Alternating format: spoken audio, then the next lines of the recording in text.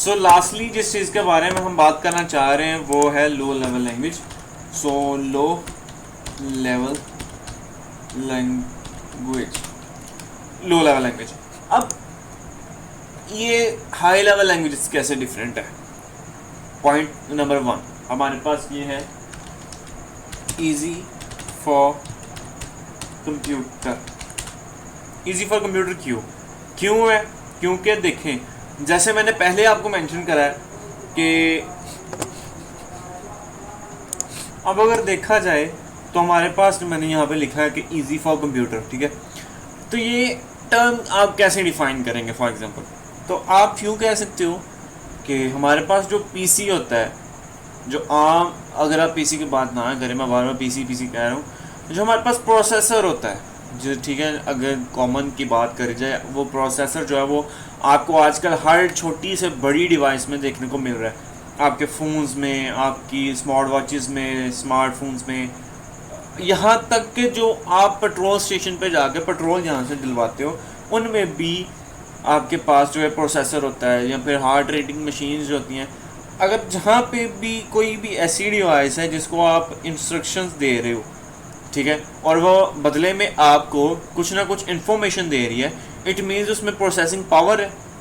और अगर processing power है तो वो सिर्फ इस वजह से चूँकि उसमें प्रोसेसर है, इट मीन्स कि हमारे पास जो प्रोसेसर होता है वो हमारे पास सबसे मिनिमम लेवल पर, सबसे लो लेवल पर जो लैंग्वेज है वो समझता है। और सबसे लो लेवल लैंग्वेज में आपके पास है मशीन लैंग्वेज, ठीक है। अब मशीन लैंग्वेज डायरेक्टली अगर आप याद करना चाहें, ठीक है, तो वो ह्यूमन के लिए बहुत मुश्किल है, ठीक है। यहाँ पे एक टर्म लिखते हैं, टफ फॉर ह्यूमन। अब वो क्यों है? फॉर एग्जांपल, जस्ट रैंडमली अगर आपके पास कोई सामने टेक्स्ट आ जाए तो आपको नहीं समझ आएगी कि ये क्या लिखा हुआ भाई, ठीक है। लेकिन फॉर एग्जांपल यहाँ पर ये किसकी बाइनरी है? ए की, ठीक है।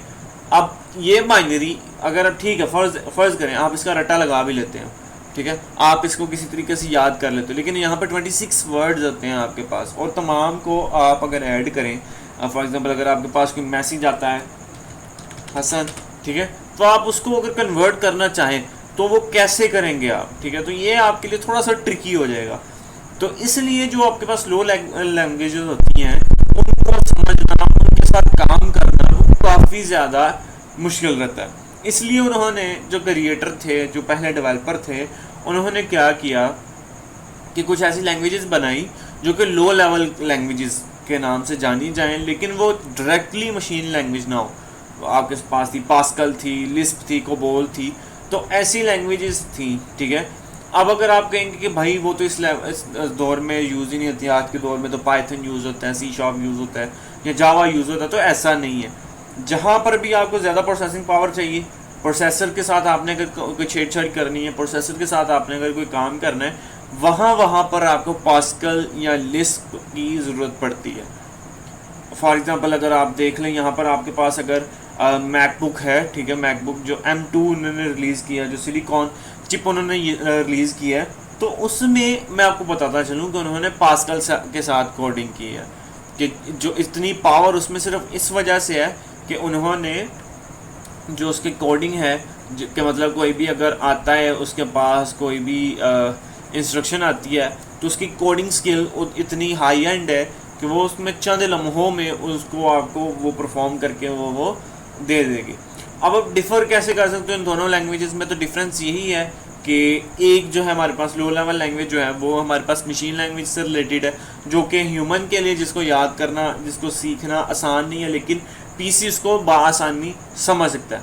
और अगर बात करी जाए हाई लेवल लैंग्वेजेस की, तो वो ऐसी लैंग्वेजेस हैं जिनको ह्यूमन जो है वो बआसानी ट्रीट कर सकता है, बआसानी उसको सीख सकता है।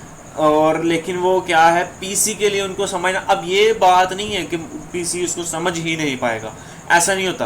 पीसी उसको समझता है, लेकिन वो थोड़ा सा टाइम, जैसे मैंने पिछली वीडियो में आपको एक डायग्राम बना के दिखाई है कि वो पीसी जो है वो आपका वो बेसिकली कुछ जावियों के तहत उसको पहले माप कर, पहले किसी लैंग्वेज में चेंज करके, मशीन लैंग्वेज में चेंज करके, पहले उसकी प्रोसेसिंग करके समझ के खुद को फिर आपको इंटरेक्शन देता है उसके साथ कि भाई ठीक है मुझे समझ आ गई, या जो इंस्ट्रक्शंस थी वो आपको इन्फॉर्मेशन की सूरत में मिल जाती हैं। इट मीन्स कि उसको थोड़ा सा टाइम लेता है। और अगर डायरेक्टली आप मशीन कोड में लिख रहे हो तो उसमें मशीन कोड में वो चेंज नहीं करेगा, वो डायरेक्टली इंस्ट्रक्शन को समझ कर आपको इन्फॉर्मेशन प्रोवाइड कर देगा।